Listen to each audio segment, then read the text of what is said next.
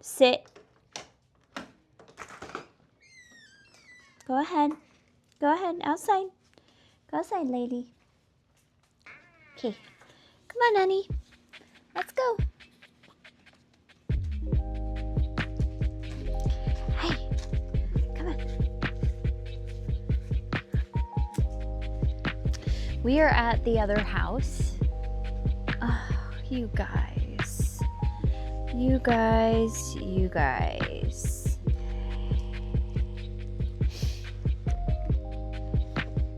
I haven't spent I've spent the time where I've needed to spend the time in the yard, and I just kind of want to walk through this video today and talk about some of the things that I would like to do. I've spent the time in getting plants into the ground. Something that I learned when we bought our house inland maybe 5 years ago now, is that I wish I would have done early on was put plants in the ground, especially perennials, because it would have given them time to really get established. Trying to take care of some areas that were getting ruined consistently. And I'll show you what's going on with the grass, and I still kind of debate like if I want to just take all the grass out, make it all plant life, but I figured that we would walk through that today. I've put up some illustrations of what I'm thinking about doing, and this just kind of helps me think a little more clearly about what the plan is. Hi, honey, so sweet. Oh, you're so cozy. You guys get everything dirty. Everything's so dirty. I want to do a little bit in each house at a time versus doing all of it in one house in one go, because I do still want to enjoy the environment that we're in. So I'm just gonna take you along with me. We're gonna clean up a couple little things, and yeah, I'll talk a little bit more about what I plan on doing in the future.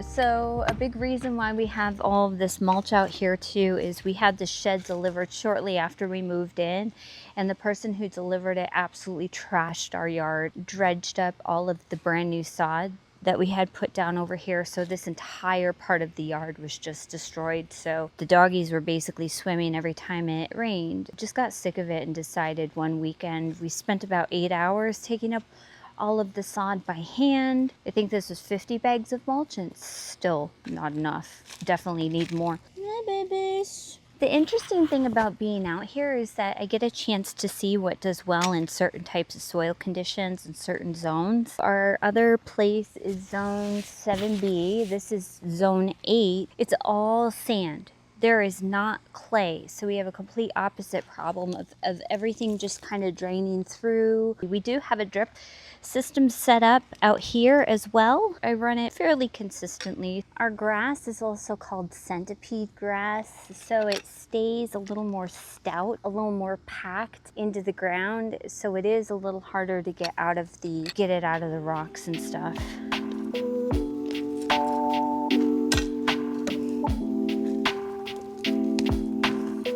This area over here, I think about putting a pergola or some sort of shaded structure with seating. This backyard during the day just gets so incredibly hot. There's not a lot of shade.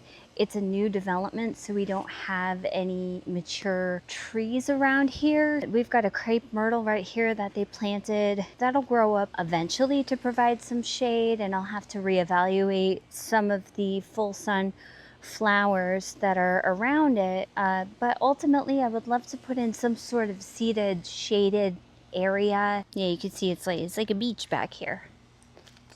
It's kind of nice. Didn't want this house to be my project house, but I just love doing projects, so I don't really mind it so much. I try to be easy on all the things that require upkeep though. I think that's why I'm just like, I would rather just take all the grass out because it would look so much better without it, and just put down drought tolerant perennials just everywhere. So that's kind of my plan. This is why I started these early-ish. Why do you go? And all the things that you do.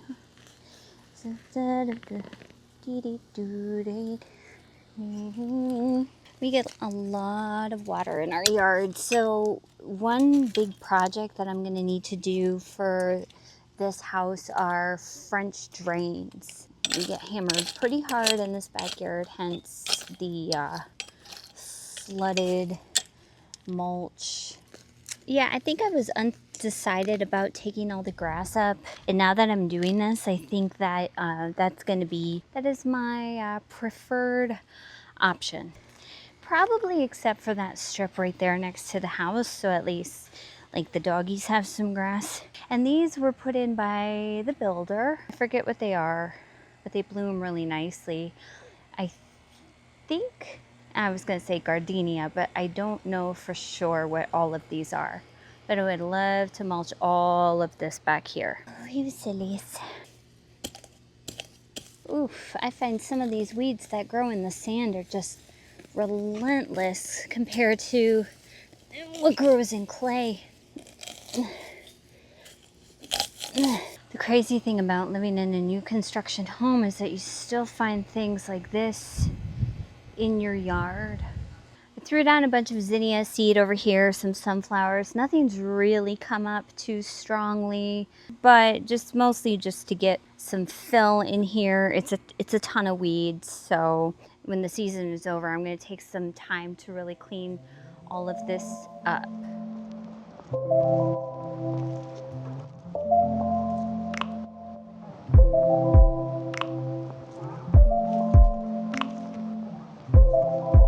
Hi, Bubba.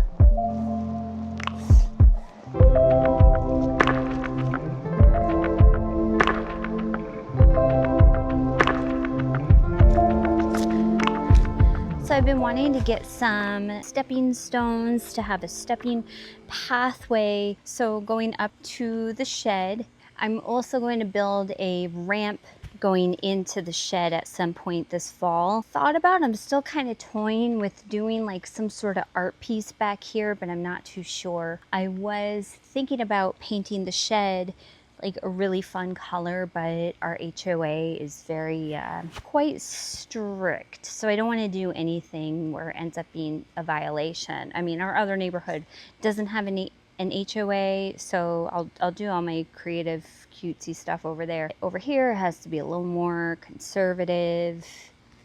Still looks fine. I put in a very ineffective fence over here to keep the dogs out, and it hasn't worked.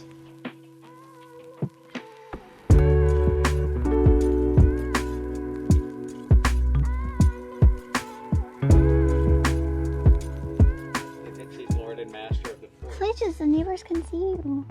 You're being indecent.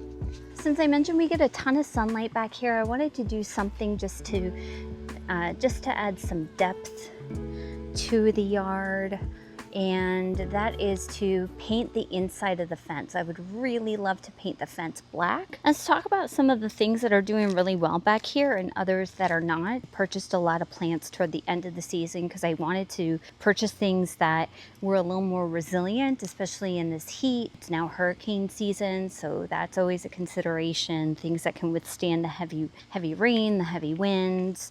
I've been putting some more grasses. I took these grasses right here from our front yard because they are Liriope, Scape or something. They're the invasive type of Liriope, so they put out runners. It was just not looking very good or very clean in the front yard, so I took them out of the front yard. I replaced them with a Muscari Liriope. I think that's how you say it, but it's something that's non-invasive, something that's also not going to send out runners and shoot up. So the ones in the front yard look really good. This right here is a lantana. Now I bought this, it was a tiny little guy at the beginning of the season. It wasn't doing very well, and now all of a sudden it's this. So I know it's a weed in most places, but I actually really love having the color over here, having something to really fill in the area. Coming back and seeing all of this, some of the dianthus popping up again, seeing some of the, I think that's some sort of black-eyed Susan, I don't really remember. But seeing some of these things doing really well. The catmint is doing amazing over here. We've got some coreopsis that are still kind of doing their thing. I trust that they are resilient plants. All of this is actually doing so much better than where I have mine planted in clay soil in the other house. So that's good. I've got some roses here along the fence line. I guess let's talk about what is not doing so well. The roses are a little strange because I've got that one not doing very well. And then I've got these two that are looking okay. That one is starting to bud again, but I got all of these on clearance. I've never had roses before. This is my first year trying roses, and I think they always look very beautiful. You know, knockout roses, I hear they're very easy to grow. So I'm giving these a chance to really, you know, bounce back. I got some grasses that I picked up on clearance, and they're just looking a little dry. I think there's just a lot of stuff that's going to need to be cleaned out at the very end of the season. I'm going to need to relocate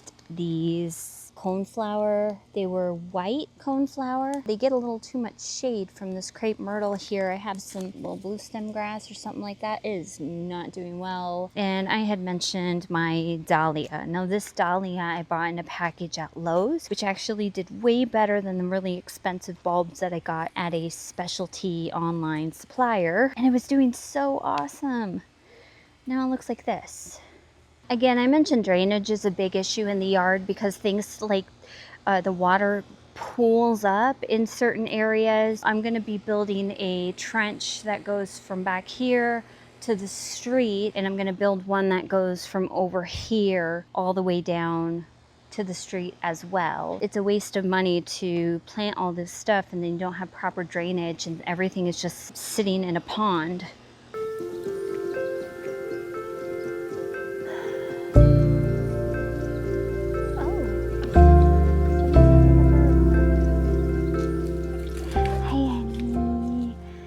Alright, so that's where I'm going to end the video today. I just wanted to give you a quick tour. I see it all as an art piece. I have a tendency of looking at things for what I want them to be or what they could be. I'm just always looking at how I can improve things, especially my environment. So I would love for you to follow along if you would be interested in seeing more of that content. And thank you for being here.